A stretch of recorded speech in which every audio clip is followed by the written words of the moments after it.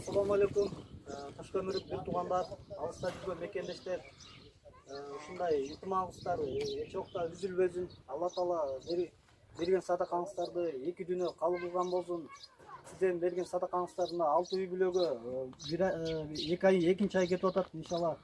Ушу 2 айда ушинтип үй бүлөлөргө таратып, азыр дагы уже продуктыларды алып, мынакей сиздерге көрсөтөлү деп видео ачып, сиздердин ушу берип аткан садакаңыздарды ушу муктаж адамдарга бергенге чечип, үй бүлөлөрдү азыр өзүбүз издеп кетип атабыз. Кудай буйрса, ушу Нурлан экен портерлери менен Асыл, Кубаталы эке ушу төртөөбүз сапарга чыгып атабыз.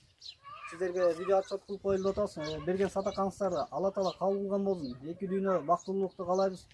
Алыстагы мекендештер аман болуңуздар, тынч болуңуздар, иштериңиздерге ийгилик. Берген садакаңыздар ошо чынында муктаж адамдарга кабыл кылган болсун Алла Таала. Ыраазычылык. Ассаламу алейкум мекендештер. Бул Москва биримдиги аябай жакшы иш алып баратат. Аллах разы болсун. Бул жерде азыр 190-200 адамдын акчасы экен. Россияда негизи Россияда, Корея, Европа жана башка жактагы Ташкөмүрүккө бир туугандарчы. Мына Ташкөмүрүк бир туугандар бул ар бир айда салат. Буга чейинки салып келген акчасын дагы аз доспу айтып өткөндөй эле кечеги эле дагы алып барып продукт алып тапшырып келгенбиз 17 үй бүлөгө.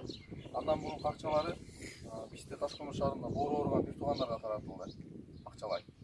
Кече дагы 2 үй бүлөгө тараттык акчалай. Бирөөсүнө 20 миң эмеге Тумар эжеге.